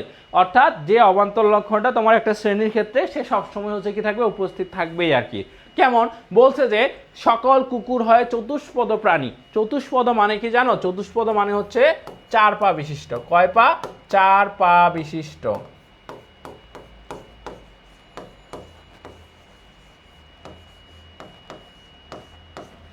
4 পা বিশিষ্ট। এখন কুকুরের তো 4টা পাই থাকে, তাই না? তার মানে কি এটা থেকে কি তুমি কুকুরের বিচ্ছেদ ঘটাইতে পারবা? কুকুরের বিচ্ছেদ ঘটাইতে পারবা না। যেমন সকল মানুষ হয় দ্বিপদী প্রাণী। এখন মানুষের তো কি 2টা পাই তো থাকে, তাই না? তো এটা থেকে কি মানুষের তুমি বিচ্ছেদ ঘটাইতে পারবা? পারবা না। তার মানে এখানে কি, এখানে এগুলো হচ্ছে তোমার শ্রেণীগত অবিচ্ছেদ্য অবান্তর লক্ষণ। কেন? কারণ মানুষ একটা কাকে শ্রেণীকে নির্দেশ করে। ওকে, আচ্ছা। তো এখানেই বলছে যে এখানে কুকুর শ্রেণীর ক্ষেত্রে চতুষ্পদ গুণটি হলো শ্রেণীগত অবিচ্ছেদ্য অবান্তর লক্ষণ। এই ধরনের গুণ কোন শ্রেণীর হচ্ছে কি একটা স্থায়ী গুণ। কি এটা? স্থায়ী গুণ। এটা ওই ব্যক্তির মানে ওই যে তোমার হচ্ছে যেই শ্রেণীটাকে নির্দেশ করছে তার মধ্যে ধরো থাকবেই। শ্রেণীর ক্ষেত্রে এরূপ গুণের কোনো পরিবর্তন দেখা যায় না। কুকুর শ্রেণীর ক্ষেত্রে চতুষ্পদ গুণটি সবসময় অপরিবর্তিতভাবে উপস্থিত থাকে। আমি একবার উত্তর করবো কিভাবে, ওগুলোও লিখে দিছি। এবার বলছে বিচ্ছেদ্য অবান্তর লক্ষণ। আচ্ছা, তো বিচ্ছেদ্য অবান্তর লক্ষণ কি বলছে দেখো, যে অবান্তর লক্ষণ কোনো শ্রেণীর ক্ষেত্রে কখনো উপস্থিত থাকে আবার কখনো উপস্থিত থাকে না, তাকে হচ্ছে কি বলে? শ্রেণীগত বিচ্ছেদ্য অবান্তর লক্ষণ বলে। যেমন কি বলছে দেখো, বলছে যে কিছু ফুল হয় লাল। কিছু ফুলকে কি বলছে দেখো, বলছে কিছু ফুল হয় লাল। ওকে, আচ্ছা। এখন দেখো এখানে বলছে, এখানে ফুল শ্রেণীর ক্ষেত্রে আমি যদি ফুল শ্রেণীটাকে ধরি, এখানে ফুল শ্রেণীর ক্ষেত্রে লাল রংটা হচ্ছে মূলত কি শ্রেণীগত বিচ্ছেদ্য অবান্তর লক্ষণ। কেন আসলে এখানে ফুলটাকে আমি শ্রেণীগত বিচ্ছেদ্য অবান্তর লক্ষণ বলতেছি, তার কারণটা হচ্ছে দেখো, এই যে দেখো এই ধরনের গুণ কোনো শ্রেণী সকলের মধ্যে উপস্থিত থাকে না। এখন তোমাকে কেউ কি ম্যান্ডেটরি বলেই দিছে, যেমন তোমাকে বলেই দিছে যে মানুষ হলে সে 2 পা বিশিষ্ট হবে, কুকুর হইলে সে 4 পা বিশিষ্ট হবে, কিন্তু ফুল সবসময় লাল রঙের হবে। এটা কি তোমাকে কি কেউ বলে দিছে যে না ফুল লাল রং ছাড়া অন্য রঙের ফুল হইতে পারবে না? এটা কিন্তু না। তার মানে কি, তার মানে কি, তার মানে কি বলতো? তার মানে হচ্ছে এটা থেকে কি, এটা তোমার হচ্ছে উপস্থিত থাকতেও পারে নাও পারে। যেমন ফুল তো লাল ছাড়া অন্য কালারের তো ফুল আছে। দেখো শ্রেণীর অধীনস্থ অংশবিশেষের ক্ষেত্রে কি উপস্থিত থাকতে দেখা যায় লাল রংটাকে। তো সবগুলো ফুলই তো আসলে লাল রং হয় না, তাই না? এটা কি, এই যে লাল রং তো একটা কি ঘটনা, পরিবর্তনীয় গুণ। কেননা সব ফুলের লাল নয়, ফুল ভিন্ন ভিন্ন রঙের হতে পারে। ফুলের একটি অংশবিশেষের মধ্যে লাল রং উপস্থিত থাকে। তার মানে এটা কি, তার মানে এটা হচ্ছে বিচ্ছেদ্য অবান্তর লক্ষণ। আর ফুল যেহেতু একটা শ্রেণীকে নির্দেশ করতেছে, এই জন্য এটা হচ্ছে শ্রেণীগত বিচ্ছেদ্য অবান্তর লক্ষণ। এগুলো জিনিস এমনিতেই বোঝা যায়, আসলে এতটাও কঠিন না। এবার চলো আমরা একটু ব্যক্তির দিকে যাই। এবার দেখো এটার নাম হচ্ছে ব্যক্তিগত অবিচ্ছেদ্য অবান্তর লক্ষণ। সেটা হচ্ছে যে দেখো যে অবান্তর লক্ষণ কোনো ব্যক্তি বিশেষের ক্ষেত্রে সব সময় উপস্থিত থাকে তাকে ব্যক্তিগত অবিচ্ছেদ্য অবান্তর লক্ষণ বলে। আচ্ছা, তো কি বলছে, বলছে যে কোনো ব্যক্তির জন্মস্থান জন্ম তারিখ হলো ব্যক্তিগত অবিচ্ছেদ্য অবান্তর লক্ষণ। একজন ব্যক্তির জন্মস্থান, দেখো আমার জন্মস্থান হচ্ছে কোথায়, ধরো আমার জন্মস্থান হচ্ছে পঞ্চগড়ে। তো আমার তো সবসময় তো সারা জীবনে ধরো আমার জন্মস্থান ধরো ওইখানেই থাকবে। ঠিক আছে, আমি বর্তমানে ধরো আমার পড়াশোনার তাগিদে আমি ঢাকায় চলে আসছি, কিন্তু আমার তো যেটা আমার মানে একদম জন্মস্থান তো আর চেঞ্জ হবে না। আমি তো বলতে পারবো না যে আমি ঢাকায় জন্মগ্রহণ করছি। তো জন্মগ্রহণটা সবসময় ফিক্স থাকে। আবার জন্ম তারিখটা হচ্ছে তোমার কি সবসময় ধরো এটা ফিক্স থাকে আর কি, এটা হচ্ছে কি থাকে, ফিক্স থাকে, সবসময় থাকে এটা। এখন অনেকে তো যে ভোটার আইডি কার্ডের মধ্যে দেখবা যে মানে সালও চেঞ্জ করে ফেলে, ডেটও চেঞ্জ করে ফেলে, সেটা না। বাট জন্ম তারিখ জিনিসটা আসলে তোমার এটা অবিচ্ছেদ, এখান থেকে তোমার ব্যক্তির বিচ্ছেদ ঘটানো যায় না। ওকে, আচ্ছা, ব্যক্তিগত অবিচ্ছেদ অবলক্ষণ, ব্যক্তির এই গুণ তার স্থায়ী গুণ, এই ধরনের গুণ তার সারা জীবনে অপরিবর্তিত থাকে। কোনো ব্যক্তির জন্মস্থান কখনো পরিবর্তিত হয় না। একজন ব্যক্তি কেবল একটি স্থানে জন্মগ্রহণ করতে পারে, ভিন্ন ভিন্ন স্থানে পারে না। ওকে, আচ্ছা, এবার বলছে ব্যক্তিগত বিচ্ছেদ্য অবান্তর লক্ষণ। তো এখানে দেখো কি বলছে, বলছে যে অবান্তর লক্ষণ কোনো ব্যক্তির ক্ষেত্রে কখনো উপস্থিত থাকে, আবার কখনো হচ্ছে কি উপস্থিত থাকে না, তাকে ব্যক্তিগত বিচ্ছেদ্য অবান্তর লক্ষণ বলে। বলছে যে ব্যক্তির পোশাক, ব্যক্তির আচার ব্যবহার, ব্যক্তির রুচি, ব্যক্তির পেশা, ব্যক্তির শখ ইত্যাদি হলো ব্যক্তিগত অবিচ্ছেদ্য অবান্তর লক্ষণ। এখন এগুলো কেন, সরি, বিচ্ছেদ্য অবান্তর লক্ষণ কেন এগুলো বিচ্ছেদ্য? এখন দেখো, আমি যদি রুচির কথা বলি, তুমি কি সবসময় একটা খাবার খেতেই পছন্দ করো? তোমরা বাড়িতে বলো না যে সারাদিন তো শুধু এই একটা তরকারি দিয়েই ভাত দাও, অন্য কিছু তো দিতে পারো।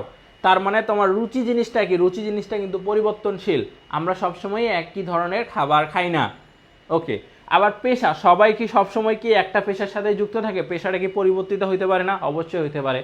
তারপর তোমার যে শখ আছে, তোমার শখ কি পরিবর্তিত হতে পারে না? অবশ্যই। ছোটবেলায় বলতাম আমার হচ্ছে কি গার্ডেনিং করা আমার শখ, এরপর আরেকটু বড় হইলে আরেকটা শখ হয়ে গেল, আরেকটু বড় হইলে আরেকটা শখ হয়ে যায়। তো এই জিনিসগুলো আসলে পরিবর্তনীয়, এগুলো জিনিস কি পরিবর্তন। আর একজন ব্যক্তির কি আচার ব্যবহার সবসময় কি একই রকম থাকে? কখনোই থাকে না, এগুলো পরিবর্তন হয়। তারপর পোশাক, তুমি কি সব সময় কি একটা পোশাক পরতেই পছন্দ করো? না, এটাও কি তোমার পরিবর্তিত হয়। ওকে, তার মানে এগুলো কি, এই যে দেখো বলছে যে এই গুণগুলো কোনো ব্যক্তির বেলায় সবসময় একই রূপ থাকে না, এদেরকে মাঝে মাঝে পরিবর্তিত হতে দেখা যায়। কোনো ব্যক্তি সবসময় একই ধরনের পোশাক পরিধান করে না, তার আচার ব্যবহারও সবসময় একই রূপ থাকে না, বা কোনো ব্যক্তির শখ, পেশা, রুচি সবসময় একই রকম থাকে না। এটা হচ্ছে তোমার কি ব্যক্তিগত বিচ্ছেদ্য অবান্তর লক্ষণ। ওকে, আচ্ছা, এবার আসছে তোমার জাতি আর উপজাতি বিষয়টা আছে, এদের মধ্যে হচ্ছে কি পারস্পরিক সম্পর্ক।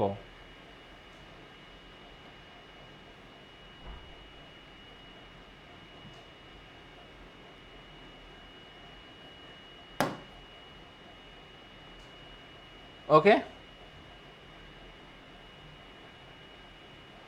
আচ্ছা, আমরা একটু দেখি তাহলে জাতি আর উপজাতির মধ্যে পারস্পরিক সম্পর্ক, এটা একটু আমরা দেখব। বলছে যে বিধেয়কের যে প্রকারভেদগুলো আছে, এই প্রকারভেদগুলোর মধ্যে প্রথম যে দুইটা আছে, প্রথম দুইটাই হচ্ছে মূলত জাতি আর উপজাতি। ওকে, আচ্ছা, এই যে জাতি আর উপজাতি আছে, এই দুইটা উভয়ই হচ্ছে কি হবে দেখো, শ্রেণীবাচক হবে। এটা কথা জিনিস মাথায় রাখিও, শ্রেণীবাচক হবে। এগুলো কি হবে? শ্রেণীবাচক হবে, অর্থাৎ দুইটাই কি করবে? শ্রেণীকে নির্দেশ করবে। কাকে?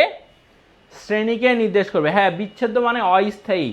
ওকে, তো বলছে যে যদি কোনো সদর্থক যুক্তিবাক্যে দুটি শ্রেণীবাচক পদের মধ্যে এমন সম্পর্ক থাকে যে একটির ব্যক্তার্থ অন্যটির ব্যক্তার্থ থেকে বেশি, এবং বেশি ব্যক্তার্থযুক্ত পদটি কম ব্যক্তার্থযুক্ত পদটিকে অন্তর্ভুক্ত করে, তাহলে ওই বেশি ব্যক্তার্থযুক্ত পদটিকে বলা হয় জাতি, আর কম ব্যক্তার্থযুক্ত পদটিকে বলা হয় উপজাতি। আমি বলে দিচ্ছি না, যার ব্যক্তার্থ বেশি সে জাতি, যার ব্যক্তার্থ কম সে হচ্ছে উপজাতি। তো বলছে জীব এবং মানুষ দুটি পদেই আসলে শ্রেণীবাচক। এই দুটি পদকে তাদের ব্যক্তার্থের ক্ষেত্রে তুলনা করলে দেখা যায় মানুষ পদের চেয়ে জীব পদের ব্যক্তার্থ অধিক। সুতরাং সংজ্ঞা অনুযায়ী জীব পদটিকে মানুষ পদের জাতি এবং মানুষ পদটিকে জীব পদের উপজাতি বলা হয়। এটা যখন সম্পর্ক আসবে এই কথাগুলো লিখবা, এগুলো কিন্তু একদম উত্তর সহ দিয়ে দিছে, দেখো এখানে উত্তর সহ দেওয়া আছে। এখন বলছে যে জাতি আর উপজাতি উভয় হচ্ছে কি সাপেক্ষ পদ। এখন সাপেক্ষ পদ জিনিসটা আসলে কি? সাপেক্ষ মানেই হচ্ছে তুমি ধরে নিবা একটা আরেকটার উপরে ডিপেন্ডেন্ট। ওই যে আমি যেমন কি, আমি যেমন তোমাদের শিক্ষক, আমি কার উপরে ডিপেন্ডেন্ট? আমার শিক্ষার্থী তোমাদের উপরে ডিপেন্ডেন্ট, তোমরাও কিন্তু আমার উপরে ডিপেন্ডেন্ট। তোমাদেরকে তখনই শিক্ষার্থী বলা হচ্ছে যখন তোমাদের শিক্ষক থাকতেছে। তো জাতি উপজাতি হচ্ছে এরাও হচ্ছে সাপেক্ষ পদ, অর্থাৎ একটা আরেকটার উপরে ডিপেন্ডেন্ট। ওকে, আচ্ছা, অর্থাৎ কোনো জাতির অন্তর্গত উপজাতিগুলো বাদ দিলে যেমন জাতি বলা যায় না, তেমনই ভাবে কোনো উপজাতি থেকে জাতির অন্তর্গত সেই জাতির কথা বাদ দিলে উপজাতিকে আর উপজাতি বলা যায় না। সম্পর্ক ভেদে তোমার একই পদ জাতি উপজাতি দুইটাই হতে পারে। যেমন আমি এটা একটু বুঝাই বলি, দেখো, যেমন আমি যখন জীবকে ভাগ করতেছি তখন আমি কি পাচ্ছি বলো তো? জীবকে ভাগ করলে পাচ্ছি হচ্ছে মানুষ, আরেকটা হচ্ছে পশু।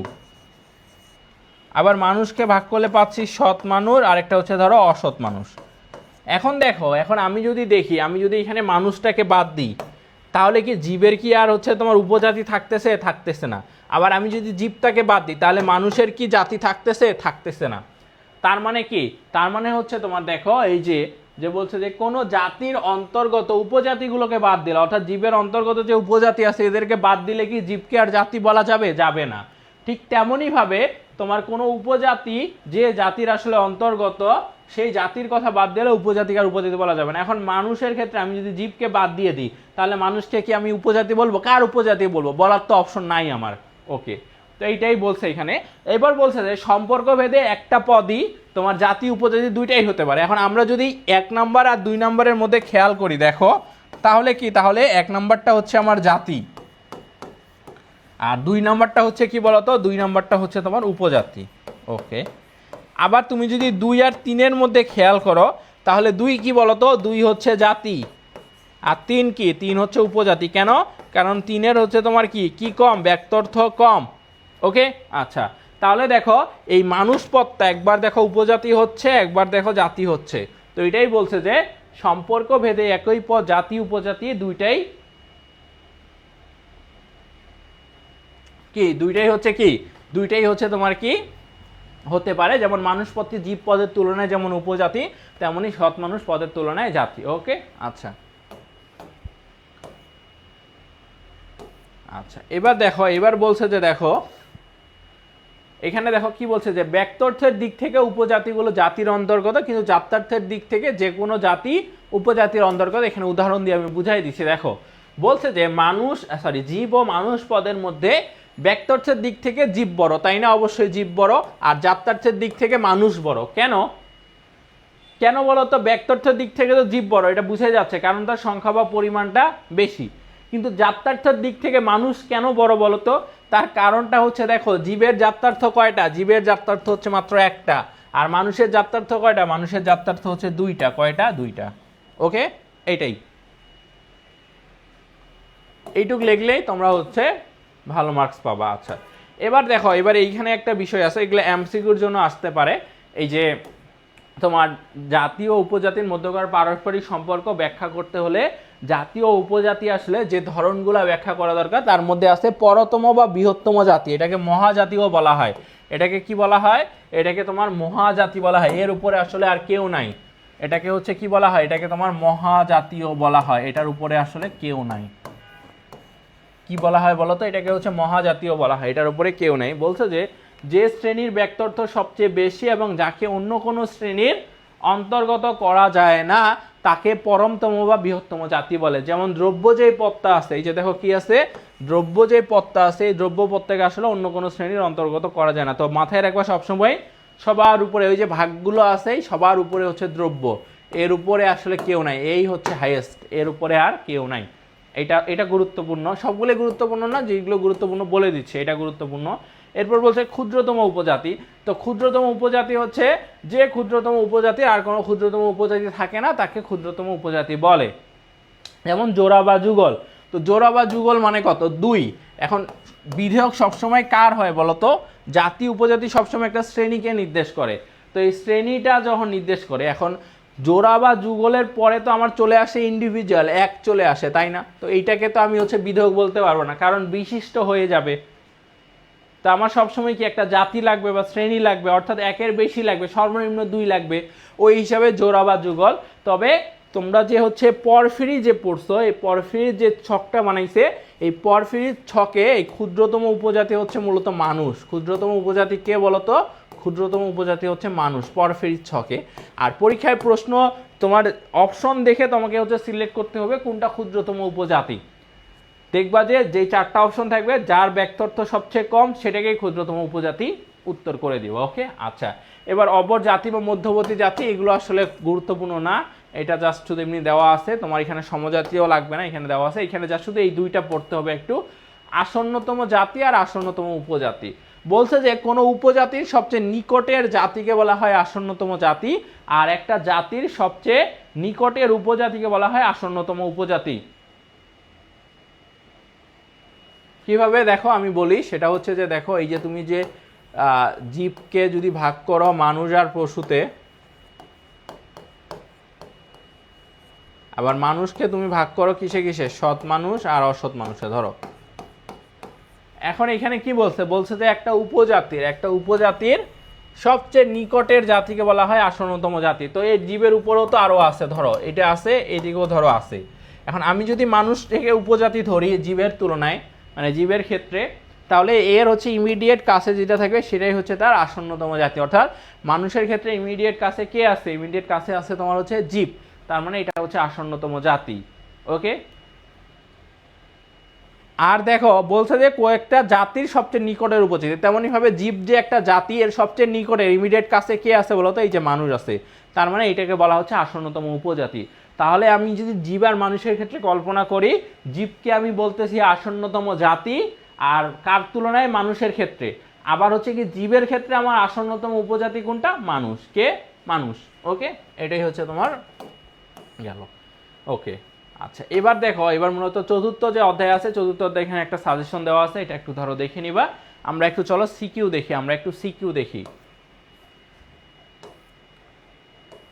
এটা একটু উত্তর করো তো তোমরা, গ নাম্বারটা। বলছে যে ফল একে তরমুজ আর আনারসে ভাগ করছে, বলছে যে উদ্দীপকে ফল শব্দটি কোন ধরনের বিধেয়ক ব্যাখ্যা করো, এটা একটু উত্তর করো।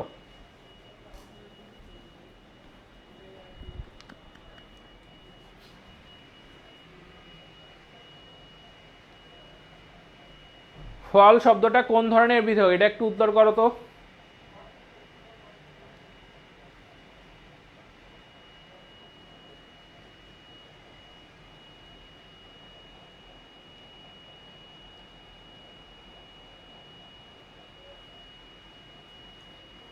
দেখো এখানে কি বোঝা যাচ্ছে, দেখো এখানে দেখো ফলের তো অন্তর্ভুক্ত তো অনেকগুলো আছে, তাই না? শুধু কি তরমুজ আর আনারসকে ফল বলে? আরও আছে, আরও আছে, কিন্তু কি কি বলো তো? তরমুজ আনারস বাদ দিয়ে আপেল, কমলা, বেদানা, অনেক কিছুই আছে। তার মানে ফলের কি ব্যক্তর্থ বেশি? ব্যক্তর্থ বেশি মানে ফল হচ্ছে জাতি। আর এখানে যে যে তরমুজ আর এই যে আনারস আছে, এরা হচ্ছে কি? এরা হচ্ছে তোমার উপজাতি। এরা কি? এরা হচ্ছে তোমার উপজাতি। তো এটা মূলত জাতি উপজাতি থেকে প্রশ্ন আসে। বলছে যে ফল কি? ফল বলবা যে হচ্ছে জাতি, আর বিধেয়ক অনুসারে ফলের সাথে তরমুজ আর আনারসের সম্পর্ক, অর্থাৎ জাতির সাথে উপজাতির সম্পর্ক, জাতির সাথে উপজাতির সম্পর্কে তোমরা আলোচনা করবা। এরপরে বলছে যে প্রাণীর অন্তর্ভুক্ত হলো মানুষ, কুকুর, ছাগল, ঘোড়া ইত্যাদি। তাদের মধ্যে মানুষ হয় বুদ্ধিবৃত্তি সম্পন্ন, যা তাকে অন্যান্য সমজাতীয় উপজাতি থেকে পৃথক রাখে। আর রায়হান 2024 সালের, আচ্ছা 2024 না, এটা 2004 সাল ধরো, কত সাল? 2004 সাল ধরো আর কি, 2 ডিসেম্বর ক জেলার খ স্থানে জন্মগ্রহণ করেন। তিনি চমৎকার চমৎকার হচ্ছে কি করেন? গান করেন, ছবি আঁকেন এবং অবসরে সাহিত্য চর্চা করেন। এখন বলছে উদ্দীপক এক কোন ধরনের বিধেয়কে নির্দেশ করে ব্যাখ্যা করো। তো এটা কাকে নির্দেশ করে? প্রথমটা বলো তো। প্রথমটা মূলত নির্দেশ করে কাকে? বিভেদক লক্ষণকে, তাই না? কাকে নির্দেশ করে? বিভেদক লক্ষণকে নির্দেশ করে। আচ্ছা, এবার বলছে যে বিধেয়কের আলোকে রায়হানের গুণাবলী বিশ্লেষণ করতে বলছে। তো রায়হানের যে এখানে যে গুণাবলীগুলো আছে, এই যে দেখো, সে হচ্ছে কি 2 ডিসেম্বর ক জেলা খ নম্বর স্থানে জন্মগ্রহণ করেন। এই যে জন্মগ্রহণ করছে, এই যে একটা স্থানের কথা বলছে, তারপর তোমার কিসের কথা বলছে? জন্ম তারিখের কথা বলছে, জন্ম তারিখ বলছে, তারপর হচ্ছে কি জন্মস্থানের কথা বলছে। এগুলো কি? জন্মস্থান, জন্ম তারিখ কি?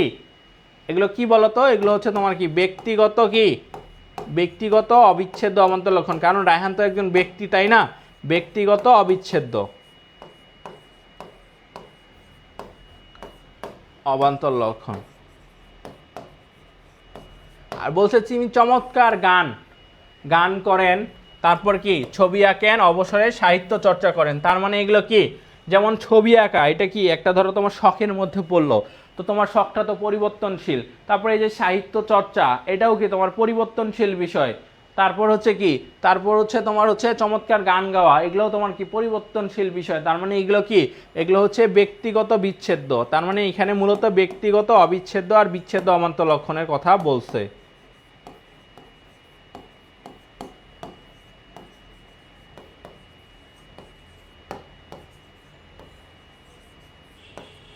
ওকে, এগুলোর কথা বলছে, এগুলো নিয়ে আলোচনা করবা। এরপর কি বলছে দেখো, বলছে যে ডক্টর আমিনুল ইসলাম একজন জ্ঞানী ও বিচক্ষণ ব্যক্তি, আর মিস্টার ইমতিয়াজ একজন হাস্যপ্রিয় ব্যক্তি। তো উদ্দৃষ্ট গল্প এক মূলত জ্ঞানী আর বিচক্ষণ বলছে, এটা কাকে নির্দেশ করতেছে বলতো? এইটা কি জ্ঞানী আর বিচক্ষণ কাকে নির্দেশ করতেছে? এটা মূলত নির্দেশ করতেছে কাকে বলতো? এটা হচ্ছে উপলক্ষণকে নির্দেশ করতেছে, তাই না? জাত্যার্থের অংশ নয়, কিন্তু জাত্যার্থ থেকে অনিবার্যভাবে নিশ্চিত হয়। তো জ্ঞানী বিচক্ষণ কি? এটা হচ্ছে তোমার কি বিবেদক লক্ষণ থেকে নিশ্চিত হয়, তাই না? তার মানে এটা কি? এটা হচ্ছে উপজাতিগত উপলক্ষণ আরো স্পেসিফিক ভাবে বললে। আর মিস্টার ইমতিয়াজ হন একজন হাস্যপ্রিয় ব্যক্তি। হাস্যপ্রিয় মানে কি? হাস্যপ্রিয় মানে হচ্ছে এটা অবান্তর লক্ষণকে নির্দেশ করতেছে। কাকে? অবান্তর লক্ষণকে। আশা করি এটা বুঝছো। আচ্ছা, এরপরে আরো আছে আরেকটা। একটা হচ্ছে তোমার সকল পাখি হয় দ্বিপদ, কিছু বিড়াল হয় সাদা। তো বলছে যে উদ্দীপক একে কোন ধরনের বিধেয়ক প্রকাশ পেতে? সকল পাখি হয় দ্বিপদ মানে দুই পা বিশিষ্ট, অর্থাৎ পাখি থেকে কি তুমি এটাকে অবিচ্ছেদ্য করতে পারবা? বিচ্ছেদ করতে পারবা না। তার মানে এটা কি? তার মানে এটা কি পাখি বলছে, তার মানে কি শ্রেণীগত, শ্রেণী চলে আসবে। এটা হচ্ছে শ্রেণীগত অবিচ্ছেদ্য অবান্তর লক্ষণ।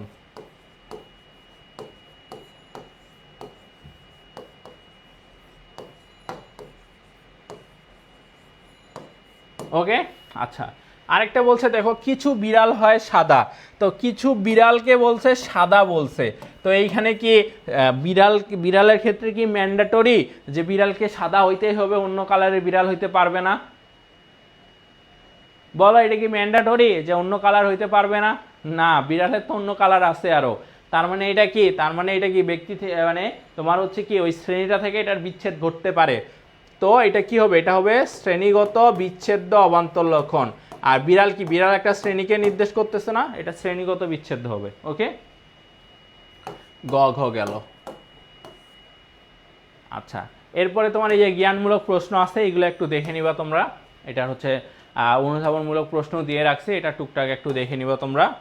উত্তর না এগুলা, এগুলো হচ্ছে তোমরা জাস্ট সাজেশন দেওয়া আছে। এখন এরপরে হচ্ছে এমসিকিউ আছে। এমসিকিউগুলো আমি যেহেতু কনসেপ্ট ক্লিয়ার করে দিছি, এমসিকিউগুলো তোমরা হচ্ছে পড়ে নিও আর কি। এগুলো আমি পড়াচ্ছি না, কারণ আমি চাচ্ছি না তোমাদের বেশি সময় নষ্ট করতে। আমি ধরো এগুলো ধরো তোমরা পড়ে নিবা আর কি, এগুলো তোমরা পারবা আশা করি। ওকে, আচ্ছা, তো এটা আমাদের গেল। আমরা এখন এরপরে দ্বিতীয় অধ্যায় পড়ব।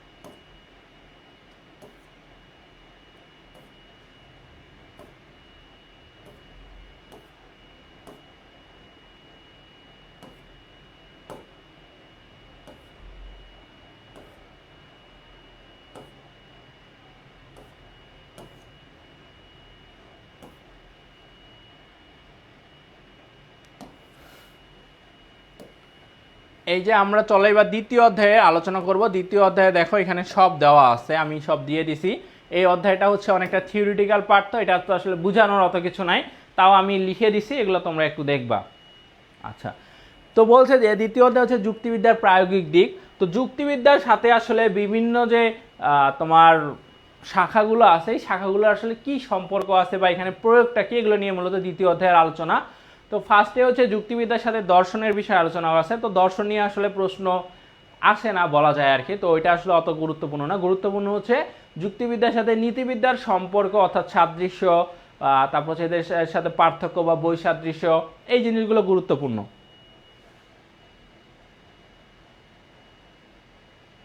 ওকে,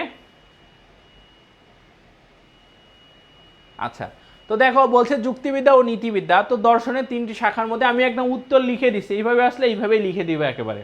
ওকে, দর্শনের তিনটি শাখার মধ্যে একটি গুরুত্বপূর্ণ শাখা হচ্ছে মূল্যবিদ্যা। এই মূল্যবিদ্যা শাখার তিনটি আলোচ্য বিষয়ের মধ্যে একটি হলো নীতিবিদ্যা। তো দর্শনের তিনটা শাখা আছে, মানে তিনটা শাখা আছে। একটা হচ্ছে অধিবিদ্যা, একটা হচ্ছে জ্ঞানবিদ্যা, একটা হচ্ছে মূল্যবিদ্যা। তো এই মূল্যবিদ্যা শাখার তিনটি আলোচ্য বিষয় আছে।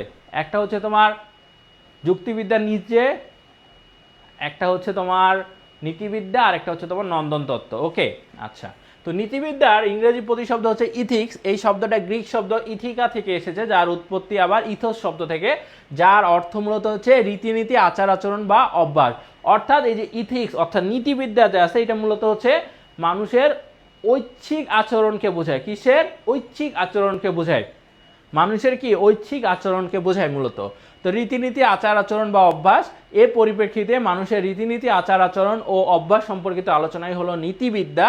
তো নীতিবিদ্যা সমাজে বসবাস করি মানুষের ঐচ্ছিক আচরণের, এই যে মানুষের যে ঐচ্ছিক আচরণ আছে, এই ঐচ্ছিক আচরণে কোনটা ভালো, কোনটা মন্দ, কোনটা ন্যায়, কোনটা অন্যায়, কোনটা উচিত, কোনটা অনুচিত, এইগুলো বিষয় নিয়ে মূলত হচ্ছে কি করে, আলোচনা করে।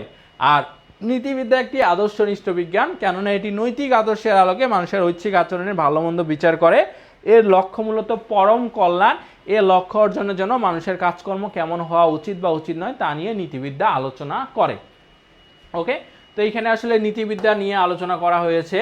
তো এইখানে এই যে নীতিবিদ্যা দেখবো, এরপর নীতিবিদ্যার মধ্যে আমি সাদৃশ্য দিয়ে দিছি যে যুক্তিবিদ্যা ও নীতিবিদ্যা দুইটাই হচ্ছে কি দর্শনের মূল্যবিদ্যা শাখার অন্তর্ভুক্ত।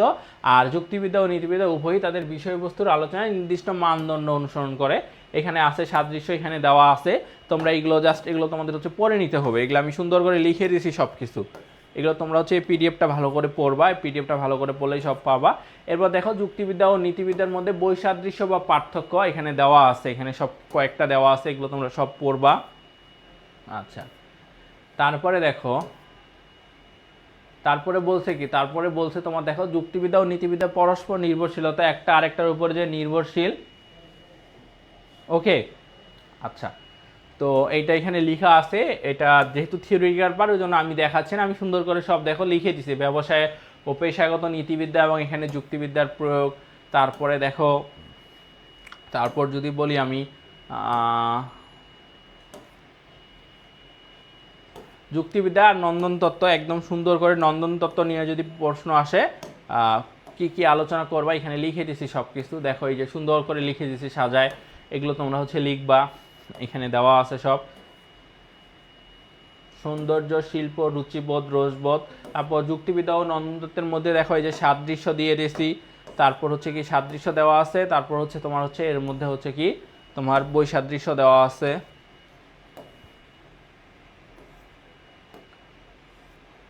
এই যে দেখো বৈসাদৃশ্য বা পার্থক্য দেওয়া আছে। তোমরা খুব ঠেকায় পড়ে গেলে এই অধ্যায় থেকে অ্যান্সার করবে, না হলে অ্যান্সার করবে না। ওকে, আচ্ছা, এটা গেল, এখানে দেওয়া আছে সব। এগুলো আমি পড়ানোর বুঝছো, আমি চাইলে পড়াই দিতে পারতাম, কিন্তু বিষয়টা হচ্ছে যে তোমরা পড়ে নিতে পারবা। আমার এখানে আসলে বোঝানোর তেমন কিছু নাই, সব লিখেই দিছি। এখন দ্বিতীয় অধ্যায়ে সাজেশন দেখো, তোমরা হচ্ছে যুক্তিবিদ্যার তো প্রথম অধ্যায়ে পড়ছি। ধরো প্রথম অধ্যায়ের যে কথাগুলো আছে, সত্যকে অর্জন করতে চাই, যে জিনিসগুলো আছে সেগুলো মানে বৈধ যুক্তি থেকে অবৈধ যুক্তির পার্থক্য করে সেটা। তারপর নীতিবিদ্যা পড়বা, নন্দন তত্ত্ব পড়বা, এই তিনটা হচ্ছে খুবই গুরুত্বপূর্ণ। ওকে, এই জন্য আমি 1 স্টার দিয়ে দিছি। 3 স্টার তো দেওয়াই আছে, দেখো এর সাথে সিঙ্গেলি আবার 1 স্টার করে দেওয়া আছে, যেগুলো গুরুত্বপূর্ণ। যেমন গণিত আর কম্পিউটার বিজ্ঞান আছে, এগুলো তোমার ধরো লেস ইম্পর্টেন্ট, এটা একটা গেল। আর যুক্তিবিদ্যার সাথে নীতিবিদ্যার সম্পর্ক, পার্থক্যটা বেশি গুরুত্বপূর্ণ। তুলনামূলক আলোচনা, তুলনামূলক আলোচনা মানেই হচ্ছে ধরো সাদৃশ্য আর বৈসাদৃশ্যের কথা মূলত বোঝাইছে। আর যুক্তিবিদ্যার সাথে নন্দন তত্ত্বের সম্পর্ক, পার্থক্যটা বেশি গুরুত্বপূর্ণ।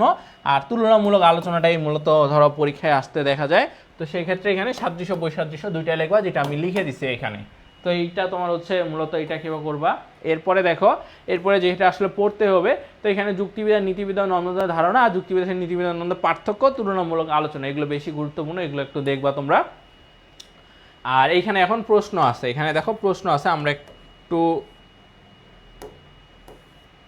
দেখি। যে বলছে কি, যে অবন্তী একজন শিক্ষক, তিনি সাহিত্য চর্চার পাশাপাশি ছবি আঁকেন, তিনি খুবই সঙ্গীত প্রিয় এবং সৌন্দর্য ও শিল্পবোধের প্রতি আগ্রহ প্রবল। আচ্ছা, বলছে যে উদ্দীপকে অবন্তীর চরিত্র যে পরিচয় পাওয়া যায় সেটি তোমার পঠিত কোন বিষয়টির সাথে সাদৃশ্যপূর্ণ ব্যাখ্যা করো।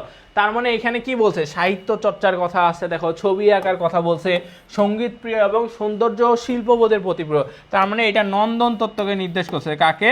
নন্দন তত্ত্বকে নির্দেশ করতেছে। বলছে যে উদ্দীপকের নির্দেশিত বিষয়টির সাথে যুক্তিবিদ্যার পার্থক্য, বৈসাদৃশ্য বা সাদৃশ্য বা সম্পর্ক বা তুলনামূলক আলোচনা করো। এগুলো যে কোনোটাই আসতে পারে, তো তোমরা হচ্ছে ওই অনুযায়ী উত্তর করবে। ওকে, আচ্ছা এটা একটা ধরো টাইপ ভিত্তিক সিকিউ আর কি, যে কোনোটাই আসতে পারে, ওই জন্য একটার মধ্যে দিয়ে দিছি। এবার দেখো এখানে কি বলছে, এখানে বলছে যে মিস্টার আবু ইউসুফ একজন সৎ, ধার্মিক ও আবার বোর্ড শুরু করছে। আচ্ছা, মিস্টার হচ্ছে কি আবু ইউসুফ একজন সৎ, ধার্মিক, নিষ্ঠাবান ও দক্ষ প্রিন্সিপাল এবং রাজনীতিবিদ। তিনি নিজ প্রতিষ্ঠান নিয়ম নীতি অনুযায়ী পরিচালনা করেন এবং সহকর্মীদের সাথে অমায়িক ব্যবহার করেন। রাজনীতির মাঠেও তিনি কর্মীদের ভালো কাজ করার তাগিদ দেন এবং মন্দ কাজ পরিহার করতে বলেন। উচিত কথা বলতে তিনি কখনো সংকোচবোধ করেন না। এক্স কলেজের যুক্তিবিদ্যার শিক্ষক মিস্টার মঈন একজন সত্যবাদী লোক, কোনো কিছু প্রমাণ ছাড়া বা বিনা বিচারে মেনে নেন না, সবকিছুরে চুল ছাড়া বিশ্লেষণ করেন, সত্য প্রতিষ্ঠার ক্ষেত্রে তিনি আপোষহীন। বলছে উদ্দীপকে মিস্টার আবু ইউসুফের কর্মকাণ্ড যুক্তিবিদ্যার কোন বিষয়কে ইঙ্গিত করে, ব্যাখ্যা করো।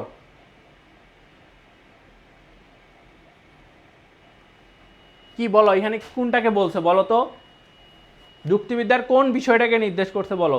আবু ইউসুফের কথা, যে তিনি হচ্ছে দেখো একজন সৎ লোক, একজন ধার্মিক লোক, একজন হচ্ছে দক্ষ প্রিন্সিপাল আর রাজনীতিবিদ, নিজ প্রতিষ্ঠান নিয়ম নীতি অনুযায়ী পরিচালনা করেন এবং সহকর্মীদের সাথে অমায়িক ব্যবহার করেন। রাজনীতির মাঠেও তিনি কর্মীদের ভালো কাজ করার তাগিদে মন্দ কাজ পরিহার করতে বলেন। তো আলটিমেটলি এখানে তোমার কি, এখানে মূলত আসলে এটা নীতিবিদ্যাকে নির্দেশ করছে। কাকে? নীতিবিদ্যাকে নির্দেশ করছে। কাকে? নীতিবিদ্যাকে, এইটা। ওকে, আর পরেরটা কি বলছে, যে মিস্টার আবু ইউসুফ ও মিস্টার মঈনের কর্মকাণ্ড পাঠ্যবইয়ের যে বিষয়কে ইঙ্গিত করে তাদের মধ্যে পার্থক্য বা বৈসাদৃশ্য, সাদৃশ্য, সম্পর্ক বা তুলনামূলক আলোচনা করো। তো এখন মঈন কি বলছে, মঈন হচ্ছে সত্যবাদী লোক, তিনি কোনো কিছু প্রমাণ ছাড়া বা বিনা বিচারে মেনে নেন না, সবকিছুর চুলছেড়া বিশ্লেষণ করেন, সত্য প্রতিষ্ঠার ক্ষেত্রে তিনি আপোষহীন। তার মানে এখানে কাকে বুঝাইছে বলো, এখানে মঈনের কর্মকাণ্ড হচ্ছে কি, মঈনের কর্মকাণ্ড যুক্তিবিদ্যাকে নির্দেশ করে। কাকে? যুক্তিবিদ্যাকে নির্দেশ করে। আর আবু ইউসুফের কর্মকাণ্ড হচ্ছে তোমার কাকে নির্দেশ করে, এটা হচ্ছে নীতিবিদ্যাকে নির্দেশ করে। ওকে, এদের মধ্যে তুমি পার্থক্য সম্পর্ক যা আছে সেগুলো দেখাবা।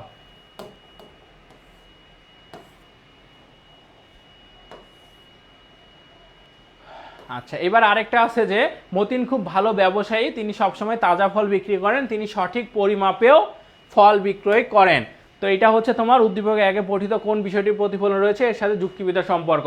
এটা হচ্ছে কি, ব্যবসায় ও পেশাগত নীতিবিদ্যা। ব্যবসায় ও পেশাগত নীতিবিদ্যা, নীতিবিদ্যার মধ্যেই পড়ে স্পেসিফিকভাবে, মূলত এটা হচ্ছে ব্যবসায় ও পেশাগত নীতিবিদ্যাকে নির্দেশ করতেছে। ওকে, ওইখানে উপরে উত্তর দেওয়াই আছে, নীতিবিদ্যা, এর সাথে যুক্তিবিদ্যার সম্পর্ক তুমি আলোচনা করবা। ওকে, ব্যবসায় ও পেশাগত নীতিবিদ্যা, যেহেতু ব্যবসার কথা বলছে, যেহেতু কি বলছে, যেহেতু হচ্ছে ব্যবসার কথা বলছে। ওকে, ব্যবসায় ও পেশাগত নীতিবিদ্যা, ওকে, এটার কথা বলছে এখানে। আচ্ছা, এরপর এখানে ধরো জ্ঞানমূলক প্রশ্ন আছে কিছু, আর এখানে হচ্ছে তোমার অনুধাবনমূলক প্রশ্ন আছে, এই যে। আচ্ছা, এরপরে ধরো এখানে তোমার এমসিকিউ আছে। দ্বিতীয় অধ্যায় থেকে দেখলাম বোর্ডে খুব বেশি এমসিকিউ আসেনি, যেহেতু আগে পরীক্ষা হইতো, তো আসবে, তো কিছু তো প্রশ্ন আসবে অবশ্যই। ওকে, এখানে এমসিকিউ আছে, এমসিকিউগুলো পড়ে নিবা। এটার পিডিএফটা আমি দিয়ে দিচ্ছি তোমাদের।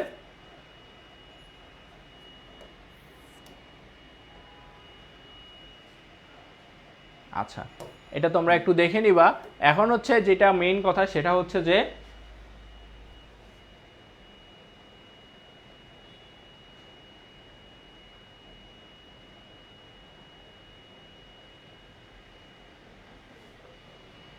ওকে, তো তোমাদের এটা আমি পিডিএফটা দিয়ে দেবো, তোমরা পড়ে নিবা। এখন তোমাদের দেখো, তোমাদের অলরেডি 5টা অধ্যায় পড়ানো হলো।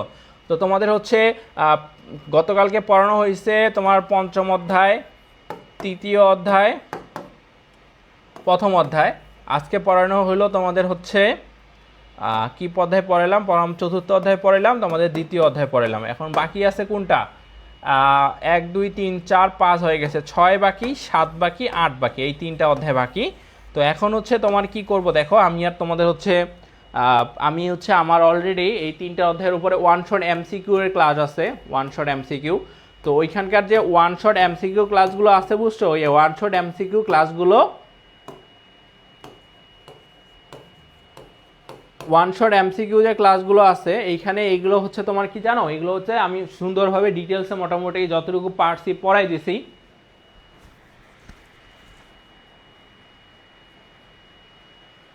বুঝছো, ওইখানে আমি মোটামুটি ধরো এমসিকিউ গুলো পড়াইছি, ওইখানে তোমাদের কনসেপ্ট ক্লিয়ার হবে।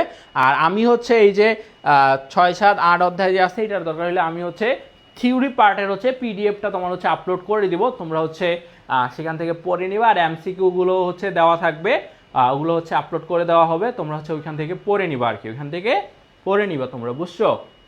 ওকে, তাহলে তোমাদের আমি আর হচ্ছে প্যারা দিতে চাচ্ছি না, তোমরা নিজেরাই হচ্ছে পিডিএফটা পড়ো আর নিজেরাই একটু প্রিপারেশন নাও, দেখবা যে পারবা। ওকে ওকে, তোমাদের আর 3 নম্বর যে ক্লাসটা আছে সন্ধ্যাবেলা সেটা আর নিব না, আমি দিয়ে দিব তোমাদের হচ্ছে পিডিএফ তোমরা পেয়ে যাবা, এটা তো পাবা। এরপরে আমি ওটা একটু সময় লাগবে হয়তো রেডি করে আমি দিয়ে দিচ্ছি তোমাদের, দিয়ে দিলে তোমরা হচ্ছে এরপরে তোমরা হচ্ছে ওগুলো সব পড়ে নিয়ে তোমরা পরীক্ষা দিও, আশা করি তোমাদের সমস্যা হবে না। ওকে, আর তোমরা যেহেতু বলতেছো যে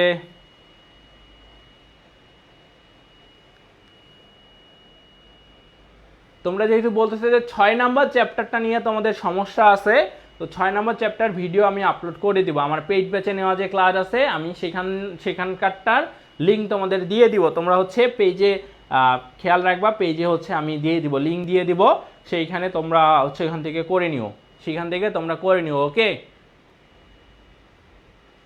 6 নাম্বার অধ্যায়ের আমি রেকর্ডিংটা দিয়ে দিব, থিওরি পার্টের রেকর্ডিং দিয়ে দিব, থিওরি পার্টটা পড়লে তোমরা এমনিই পারবা। ওকে,